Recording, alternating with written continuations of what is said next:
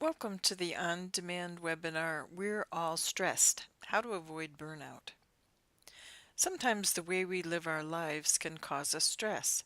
Are you always early and constantly worry that you might be late? Are you often late and worry what others may think or say? Are you unable to get comfortable unless everything is in its place? What else might you do to cause yourself stress?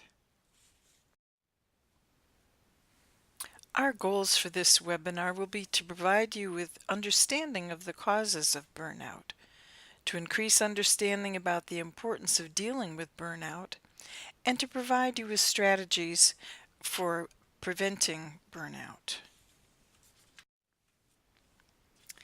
At the end of this session, you'll be able to describe 4 causes of burnout, and you'll also be able to identify strategies which will help you avoid burnout. Please pause the video here and complete reflection activity number 1. What is burnout? Teachers are under pressure to do more in the classroom all the time, completing lots of paperwork, dealing with high-energy children, and children with differing abilities. Stress is a physical, mental, or emotional response to events that cause bodily or mental tension. It comes from a situation or a thought that makes you feel frustrated, nervous, or even angry. Stress is natural and it can be inevitable, but stress can take its toll on your health and effectiveness as an early childhood educator. Stress doesn't just affect you, it also impacts the children in your care. Research shows that caregivers who are stressed find it more difficult to offer praise, nurturing care, and the structure that young children need. Caregivers who are stressed are more likely to use harsh discipline. Children whose caregivers are under high stress tend to have more challenging behavior. Let me repeat that. Children whose caregivers are under high stress tend to have more challenging behaviors. How do you react to stress?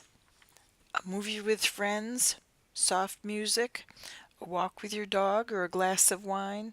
Find out what works for you. Sometimes we blame ourselves for burnout, but current research shows that the cause of burnout lies mainly in current economic trends and in our jobs, the use of technology, and management philosophy within organizations. Is your organization using tighter controls to achieve short-term goals, deadlines that seem overwhelming, intensive workloads, work that demands taking more time with more complexity, being asked to do more with less? Finish this sentence. One of the best things I can do for myself when I'm feeling stressed is... Pause the video here and complete reflection activity number 2. Some common sources of teacher stress include the following: tension with parents and co-workers, feeling unable to make full use of your skills and abilities, environmental issues, noise, lack of space, it's too hot or it's too cold, lack of clear communication with supervisors and other positions of authority, too much work and not enough time, too high a ratio of children to provider, children need things immediately, having few or no opportunities for professional development or advancement, feeling like you have little control over how your job is performed. Recommendations from the National Mental Health Association to help you reduce and cope with stress include the following. Just remember now, some of these may help right away, while others may take a bit more time. It's important to give these techniques some time, determination, and persistence, while knowing your choices include accepting or changing the situation, as well as your responses to it. The recommendations are: be realistic. If you feel overwhelmed by some activities, learn to say no when you have the chance. You may be taking on more responsibility than you can handle at the time. Shed the Superman or Superwoman costume. Nobody's perfect. Give yourself a break. Reach a balance about what really needs to be done, and don't hesitate to ask for help if you need it. Also, be willing to make adjustments when necessary. So you leaped over a crack in the sidewalk instead of a tall building. So what? You tried your best. And don't look too far ahead. Your mom probably always said to take one thing at a time, and this philosophy can do wonders for people under stress. Sometimes rather, even every day, ordinary work can seem out of control. If this occurs, focus on one task at a time, not the whole thing. Little steps are a lot easier than one big leap. Let's look at some symptoms of stress. Stress can affect us in many ways, cognitively, physically, emotionally, and behaviorally. Let's look at these. Under cognitive, you may have some memory problems. You may be unable to concentrate. You may worry continuously, and you may have racing thoughts. Physically, you may suffer from excessive perspiration, chest pains, elevated heart rate. You may have frequent colds and illnesses, nausea, dizziness, or headaches. Emotionally, you may just feel down. You may feel overwhelmed. You may be irritable, and you may be unable to relax. Behaviorally, you may see an increase or a decrease in your appetite. You may have nervous habits that develop. You may have difficulty or irregular sleep patterns. You may use excessive alcohol, cigarettes, or drugs. We know that stress can lead to burnout. Burnout occurs when you feel there are too many demands on you and you don't have enough emotional resources to cope with all those demands. Let's look at some early warning signs of burnout. Chronic fatigue, where you're just exhausted, you have tiredness all the time, and a sense of being physically run down. Anger at those making demands on us. Self-criticism for putting up with those demands. Cynicism, and this happens when you think people are not sincere, they're being sarcastic all the time.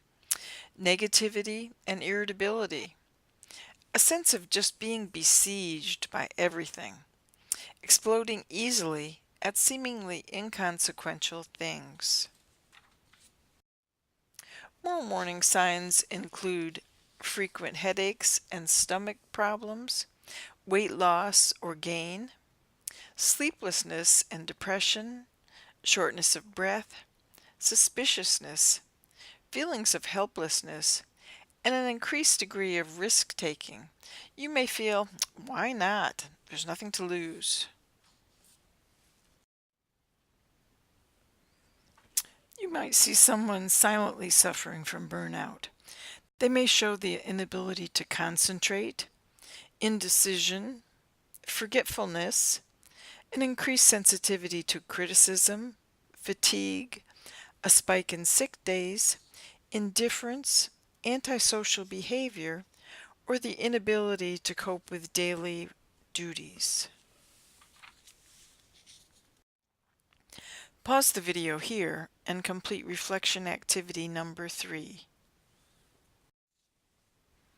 So what does burnout mean to your center? It could mean higher medical costs, increased turnover, or higher absenteeism, and we know how difficult all those things are for you, especially increased turnover or higher absenteeism. Those may add to your own feelings of stress and burnout when you're asked to do more.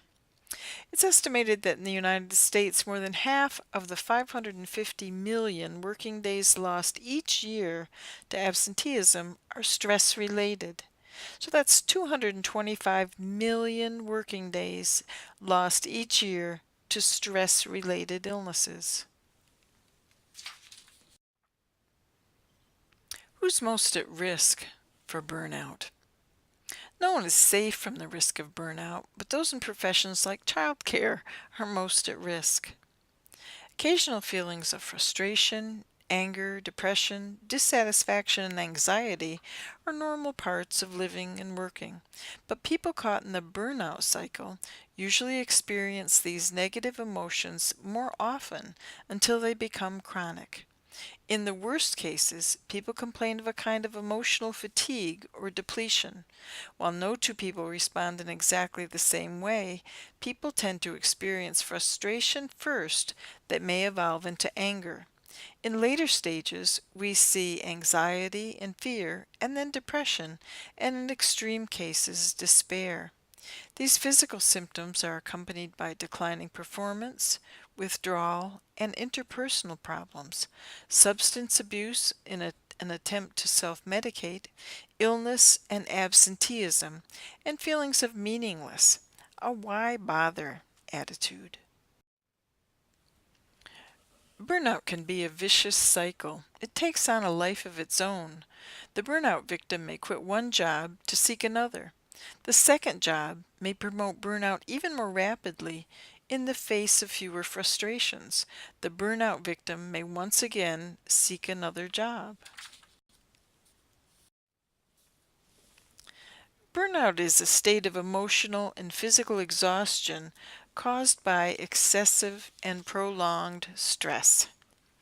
It can occur when you're feeling overwhelmed and unable to meet constant demands. As the stress continues, you begin to lose the interest or motivation that led you to take on a certain role in the first place. Burnout reduces your productivity and saps your energy, leaving you feel increasingly hopeless, powerless, cynical, and resentful.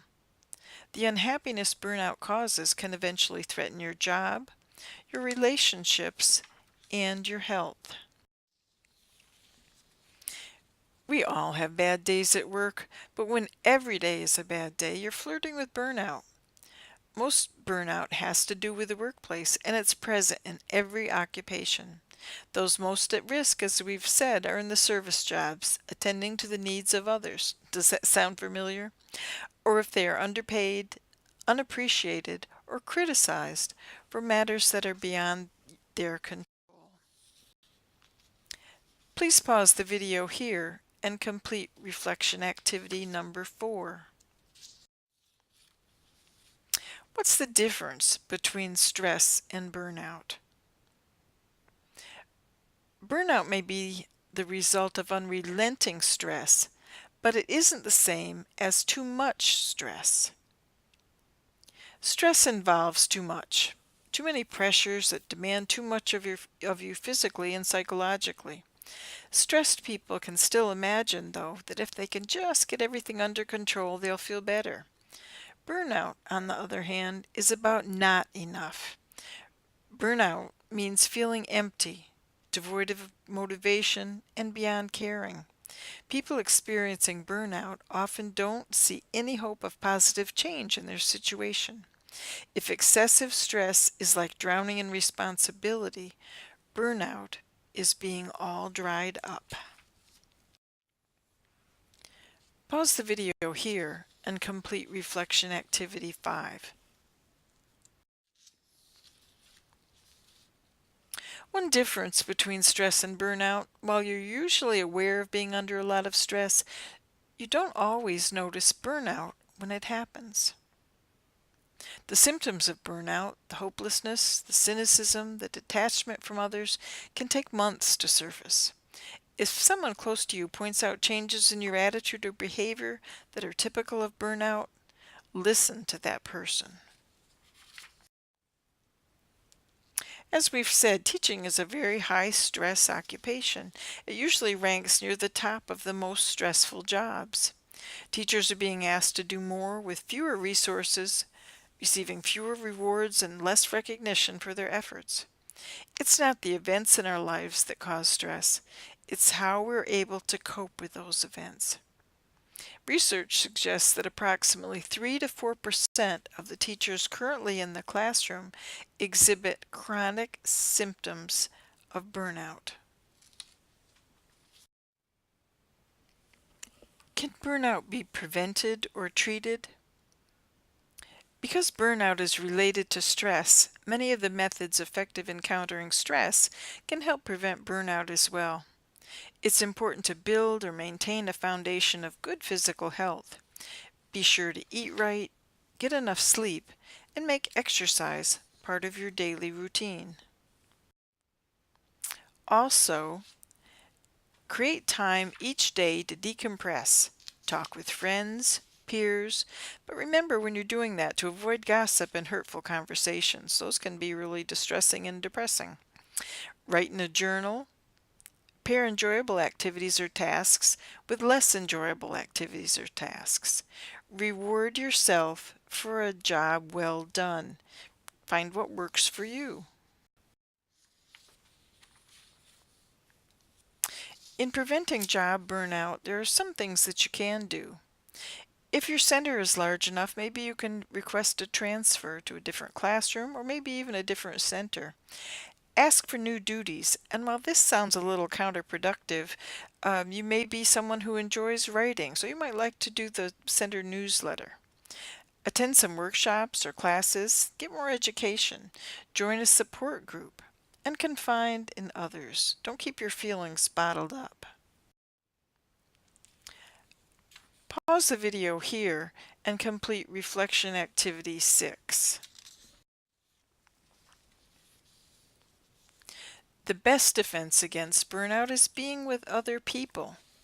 Although taking time to yourself to relax is important in reducing stress, if you're approaching burnout, it's also crucial that you cultivate relationships with other people and spend time socializing with them. Poor relationships and isolation can contribute to burnout, but positive relationships can help or prevent or reduce its onset. Avoid negative people and gossip. Some other steps you may want to take: nurture relationships with your partner, your children, or your friends. These relationships can help restore energy and alleviate some of the psychological effects of burnout, such as feelings of being unappreciated. Try to put aside what's burning you out and make the time you spend with loved ones positive and enjoyable.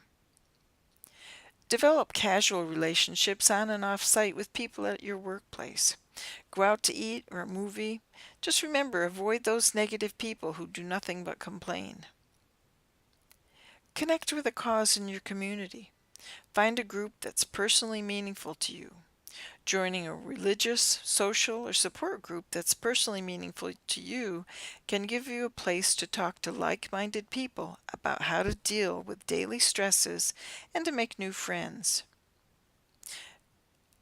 You can attend meetings and interact with others coping with the same workplace issues and demands that you are. And practice healthy communication. Express your feelings to others who will listen, understand, and not be judgmental. Burnout involves feelings that will fester and grow, so be sure to let your emotions out in healthy and productive ways. Learn to cultivate methods of personal renewal. Find out what works for you. And think of self-awareness. Know your body and your mind. Again, connect with others and don't be afraid to acknowledge your own needs and to find ways to get your needs met. Pause the video here and complete Reflection Activity number 7.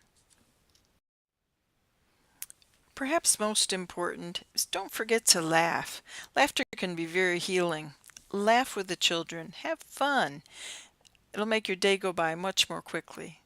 Laugh with your coworkers and laugh at yourself. Sometimes that helps a lot. Did you ever feel like this before and after work? And this looks like a terrific way to deal with stress. Now pause the video here and complete Reflection Activity number 8. Thanks for joining me as we learn more about stress and burnout. At this time, please complete the remainder of the assignments for this module.